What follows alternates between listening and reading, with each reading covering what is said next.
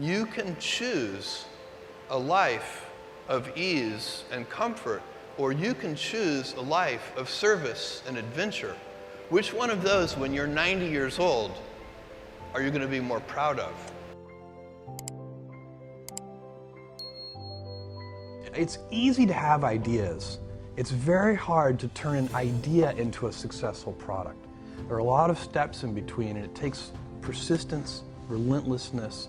So I always tell people who are, who think they want to be entrepreneurs, you need a combination of stubborn relentlessness and flexibility. And you have to know when to be which. And basically you need to be stubborn on your vision, because otherwise it'll be too easy to give up. But you need to be very flexible on the details, because as you go along pursuing your vision, you'll find that some of your preconceptions were wrong, and you're going to need to be able to change those things. So I think taking an idea successfully all the way to the market and turning it into a real product that people care about and that really improves people's lives is a lot of hard work. If I were a young college student today, I would be very interested in biotechnology. I think biotechnology is just a fascinating arena that probably in the next 10 or 20 years is going to be a golden age of biotech. One of the golden ages that's happening right now before our eyes is also artificial intelligence and machine learning. So that's another arena that I would be very interested in. It's very important for entrepreneurs to be realistic. And so if you believe on that first day while you're writing the business plan that there's a 70% chance that the whole thing will fail, and then that kind of relieves the pressure of self-doubt. I mean, it's sort of like, I don't have any doubt about whether we're going to fail. That's the likely outcome. And it just is. And to pretend that it's not will lead you to do strange and unnatural things. So and what you do with those early investment dollars, so if you have $300,000 and then you have $1 million, what you do with those early precious capital resources is you go about systematically trying to eliminate risk. So you pick whatever you think the biggest problems are, and you try to eliminate them one at a time. And that's how small companies get a little bit bigger, and then a little bit bigger, and a little bit bigger, until finally, at a certain stage, you reach a transition where the company has more control over its future destiny. This is very important for anybody who's going to start a company or market an invention to understand, is that brands for companies are like reputations for people. And reputations are hard-earned and easily lost. So the most important intellectual property that a company can have is, for us, it's Amazon. It's that name, but what it stands for. And we've worked very hard to earn trust. You can't ask for trust. You just have to do it the hard way, one step at a time. You make a promise and then fulfill the promise. You say, we'll deliver this to you tomorrow, and then you actually deliver it tomorrow. And if you do that over and over again, then ultimately you can instill your company's name with a reputation. And that's, I think, sometimes people talk about brands in this very amorphous way, but for me, I like to think of it as a person, and what is the reputation that that person has, and how have they earned that reputation?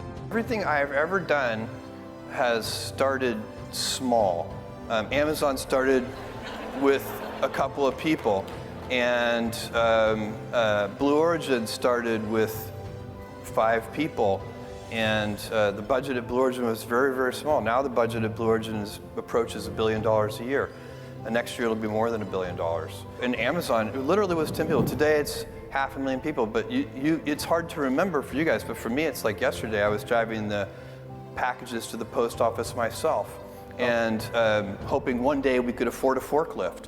And so for me, I've seen small things get big, and it's part of this day one mentality. I like treating things as if they're small. Amazon, even though it is a large company, I wanted to have the heart and spirit of a small one. I often tell people that I work with, if you can get, because people have very high standards for how they want their work life to be. And I said, look, if you can get your work life to be where you enjoy half of it, that is that is amazing. Because very few people ever achieve that. Because the truth is, everything comes with overhead. That's reality. Everything comes with pieces that you don't like. You could be a Supreme Court justice, and there's still going to be pieces of your job you don't like. You can be a university professor, and still going to be, you have to go to committee meetings, and you have to do every job comes with pieces you don't like. And we need to say, that's part of it. And not resent those pieces, or try not to, but also try to minimize them. Stress primarily comes from not taking action over something that you can have some control over.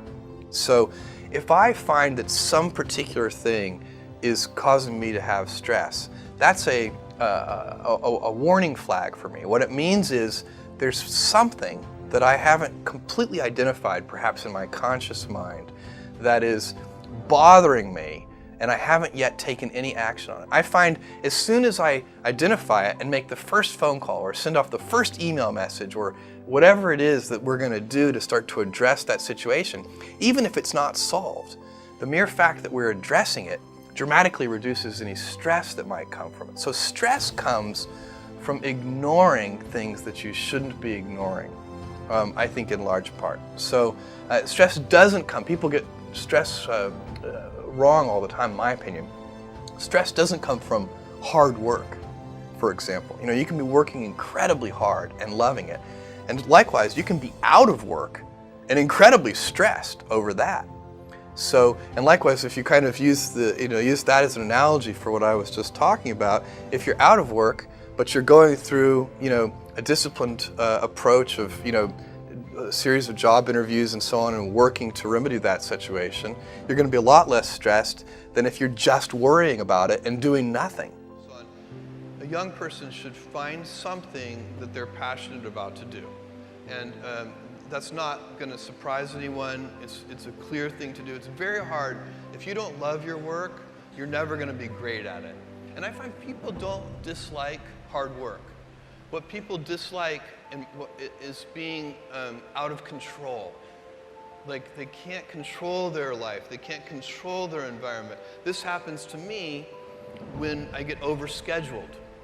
I hate being overscheduled. I want some time to be able to think and free myself. We all have the same amount of time in the world. Nobody has more time than anybody else. And when you become a very successful person, one of the things, you start to get overscheduled. And so you have to guard your time and try to stay a little bit flexible. So that's, for me, it's not a waste of time, but I like to have some freedom of movement rather than having every minute of every day scheduled.